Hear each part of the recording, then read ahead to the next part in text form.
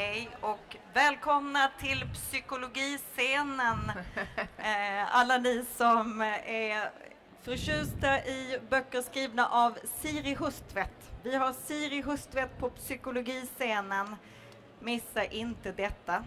Jag heter Maria Karling, är till vardags redaktör för Idagsidan i Svenska Dagbladet. Jag hade nöjet att träffa Siri och göra en intervju med henne när hon gav ut boken Den skakande kvinnan. Och minnet har stannat kvar i mig. Vad hon berättade då om sina skrivkurser för patienter inom psykiatrin. Så när vi skulle sitta här, sorry. Nej, jag förstår. Good. Ja. Siri. Det är norsk, jag förstår norsk så jag förstår svensk. Yeah, that's perfect. Yeah. Säger jag då på engelska, så dumt. Så jag bad om att dessa 20 minuter faktiskt, det ska handla om minnet. Därför kommer det naturligtvis att handla om hennes bok. Men det här blir lite sådär bakom hur minnet fungerar och hur det är att undervisa eller träffa patienter som ska skriva sig ur psykisk ohälsa. Och också nu en kurs för läkare som ska jobba inom psykiatrin och vad skrivande betyder för dem. Ska vi ta det på norsk? No, because I'm much more articulate in English. And I speak a kind of old-fashioned, barnslig norsk. You will be better off in English. Good, because I work for a Norwegian media house that owns Svenska Dagbladet. Okay, there you go. Yeah. So, yes, writing yourself out of psychic health. That's a very strong title we have. I'm sure that nobody would agree that you could really write yourself, but writing. Yes, is so important. I think that writing yourself well is a dangerous concept to employ in any kind of general way.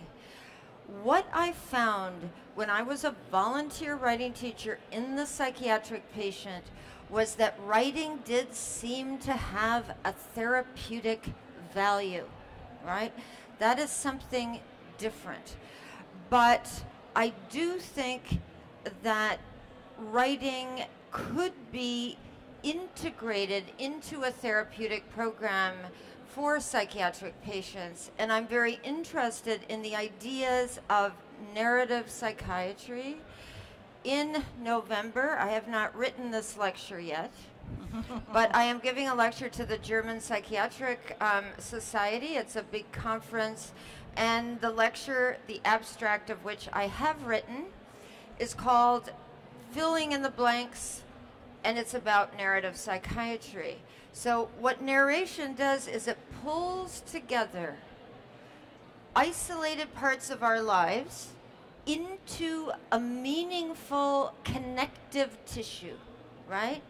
For a number of psychiatric patients, what's often been called ego disintegration or forms of disintegration are very present. Even a sense, say, in schizophrenic patients that they are not located inside the self. What I found was that writing, putting something on the page, it doesn't move, the words are there still. The patient is able to see herself or himself on that page, he or she produced it, and that alienation, I call it the alien familiar, the alienation of the self on the page does indeed serve a function that can aid in the healing of certain illnesses, mental illnesses. So that is not to say that writing is a substitute for medication, for thinking about how the brain functions in psychiatric illness. All of that is extremely important.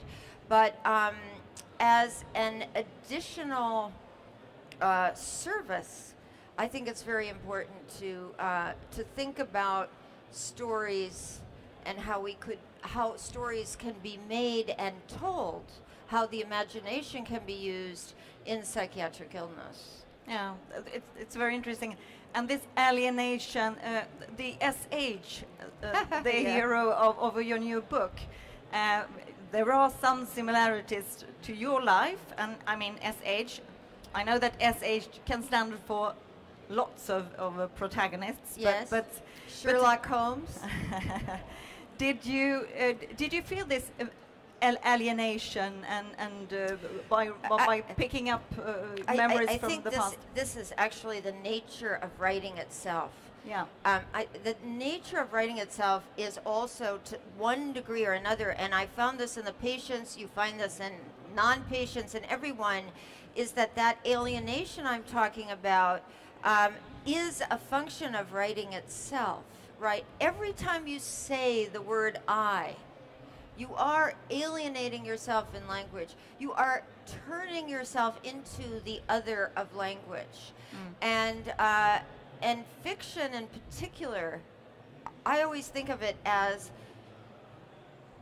of necessity in my case, it has to be emotionally true, but the details, are not, have very little to do with some documentary idea of my own life. And the doctors you are teaching right now in narrative psychiatry, how are they going to use this? Well, what we do in my seminar is we take a text, usually a short text, sometimes a poem, sometimes an excerpt from a work of fiction, and I want them to read it very, very closely. And if you think about it, sitting across from a patient, working with a patient, treating a patient, attention is vital, right?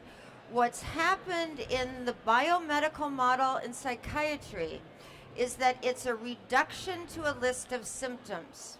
So if a doctor is hurried, has 20 minutes with someone in the emergency room, there is urgency to get a diagnosis.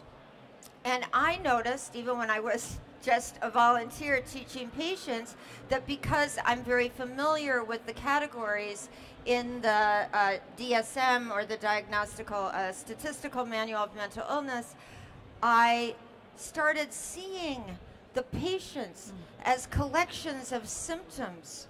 And by getting them to write, those categories had a tendency to start to disappear. In other words, it wasn't, the bipolar patient, or clearly this person has, OCD. It was that I was listening carefully to the particular stories that, of course, are involved in the character of the illness.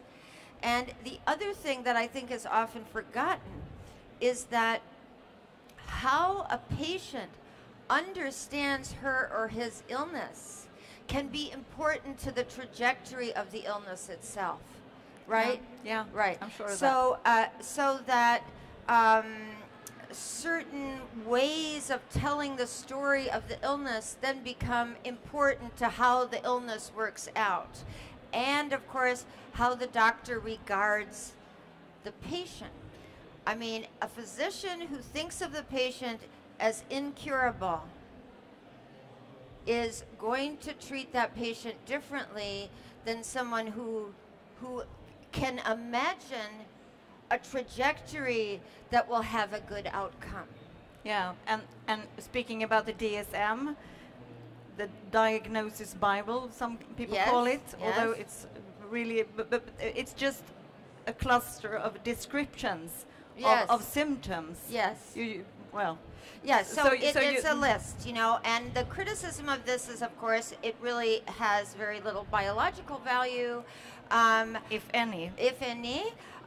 Actually, none, but I think it's also interesting to frame this little discourse we're having in terms of the fact that neuroscience has been working for decades now to uncover, the neural correlates of psychiatric illness, and there really has been very, very little headway. So c'est compliqué, as the French say. Yes, yes. I know you just arrived from France. Yes, so I've been. But how come French you is- just how come you started to go to the psychiatric clinic to have courses for patients? I was writing a novel with a man, a narrator who was a psychiatrist and a psychoanalyst, and of course I had, for many, many years, been immersed in both, medical history, and I was very interested in psychiatry. At one point, I took, the test for the New York State boards in psychiatry just to test myself. I passed, but what I didn't have was any experience with actual human patients. So a friend of mine who's a psychiatrist suggested that I volunteer, which I then did. And I did it for 4 years. It was one of the great learning experiences of my life. Yeah, amazing. Yeah, good voluntary work. And I just thought we very quickly could talk to the audience about expressive writing, because there's James Pennebaker. You could search for James Pennebaker if you want to try expressive writing yourself. Yes. So this man has been working now for a long time, and what they have discovered is very interesting, which is that there are physiological effects of 20 minutes of expressive or emotionally significant writing if you do that every day. It has effects on the immune system. It improves liver function. Now, what is the problem with this? The problem is that the models or the theories about why this is the case, I mean, the evidence is overwhelming. The question is, how do we understand this? How do we model it in terms of physiological function and, what has been called psychological function? There is a new field that I've been reading a lot in lately, which is called endocrinology or neuroimmunology. These are two related fields. Sometimes they're overlapping now. And what they're trying to do is make connections between these biological functions, especially the immune system that is extremely sensitive to what we think of as psychological and social states. So social support, very important for the immune system, right? Yeah. Stress, all of this. They're trying to, I think, build better models to understand, the biopsychosocial reality of the human animal. So that's the biological explanation of why writing. No, you can't separate the biopsychosocial, right? The problem is that we're always dividing these terms, and that the models are isolating these parts of human experience, and I think it is really wrong. How you show that what we've divided in the history of the West forever, the mind and the body, are actually one dynamic functioning part of an organism, that's really hard. Yeah, the body talks to the brain talks to the body, and the brain is part of the body. Anyway. Right, yes, very important. The brain is an organ in the body. The brain is not some isolated thing. Actually, and I think people are understanding now, it's if you study it in isolation, you will miss a lot. Yes. Yes. So finally, let's hope that we are. So if you want to try expressive writing, write 20 minutes a day. The topic should be extremely personal. Write continuously, write for yourself. Don't show it to anybody. And expect that you will have some heavy boots. It can sadden you down to write. Did it sadden you down to write this book? Did it what me down? Sadden. Makes you sad sometimes to go back to the memories? No, this is a very funny book. I think you had a lot of fun. Funny. I had a lot of fun. Actually, I loved writing this book. It was a great pleasure. And I think if if you're really heavily suffering, I have found that you're probably writing badly. you know, even if you're writing about sad material in some way, or drawing upon a certain traumatic or sorrowful emotions, I think when the act of writing is working, it has the power of transcendence. And certainly I felt that in this book. It is not my autobiography. I just want you to know that. I feel that people took it so literally that I had to start saying it in interviews. Yeah, I know. It's emotionally true, but it, you know, the events are not mine. So how did you do to? You talked about research, going to the psychiatric clinic. How did you do your research for this book? The only thing, I mean, you know, this is memory. The research about memory I've been doing since I was very, very young. I'm interested in the philosophy, the neurobiology of memory, and the psychology of memory. We know, for example, there is no fixed memory, no engram, no point where you can retrieve an original memory in the brain. This is an old idea that, I mean, Sigmund Freud talked about it, Nachträglichkeit, William James talked about it, Bergson talked about it. But now in neuroscience, even at a molecular level, it seems quite clear that when you retrieve a memory, you're not getting the original memory, you're getting the last time you took it out. And every time you take out that memory, it's subject to change, to decay. It's called reconsolidation.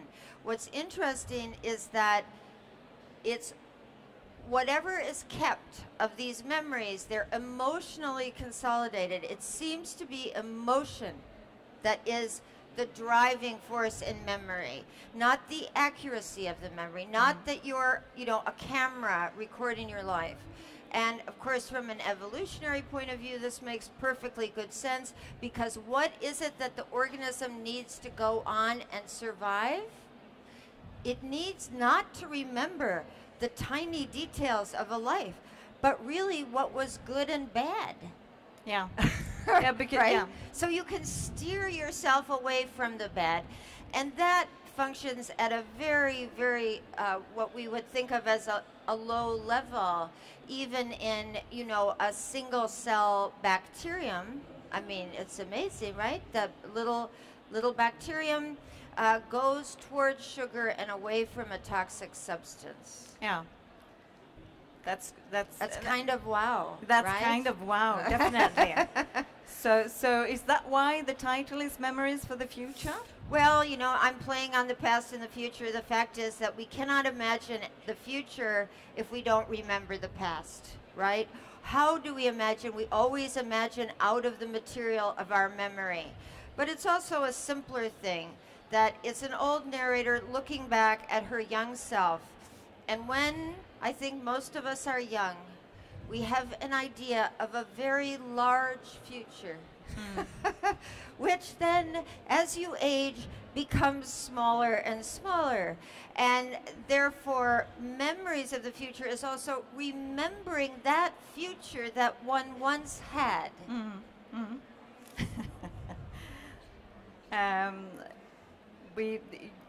As you've understood, that Siri Hustvedt, you write for scientific papers too, and in an interview in The Guardian, I read that you asked yourself if your compulsion to write is neurological. Probably, you know, there's a neurological, of course, part of the nervous system is involved in all of these things. And I've had a kind of volatile nervous system with migraine, for example, since I was really young. And I think with migraine, you have tremendous sensitivity to stimuli of all kinds. It's part of the headache. And I think that created in me a need to withdraw, even as a child. So where do you withdraw? To books. And out of books, I think, comes writing. And that, you know, need for solitude or to be protected from a highly stimulating world is probably part of my story. Yeah, thanks to migraine, thanks to headache for all these books. Yeah, and that's the other thing to realize is that illness, chronic illnesses, you know, that aren't killing you, there's often something that people become attached to. There's an attachment to illness that is not all bad, right? We have a tendency to think about combating illness, fighting it. I don't think that chronic illness should be treated that way, as a necessary enemy. There are aspects of illness that we can be grateful for, as I am grateful for parts of migraine. Oh, that's a beautiful ending. I just have to ask you, as we last met when I interviewed you for the Shaking Woman, how are you? I'm not shaking. You know, who knows? I mean, my neurologist doesn't get it. She read the book and she said, well, let's just agree not to know. Yeah. Although I was contacted if you saw Angela Merkel shake. That's what I looked like. And no one, interestingly enough, could diagnose that either. No. No. No, that's true. There are many mysteries, everyone, and many questions that we have to continue to ask. Yes, that's a good solution. And be happy about migraines, headaches, any kind of neurological problems. There are solutions to it. So thank you very much for being here, Siri. Now the book will be sold and signed, so I think you will all run down to a line there.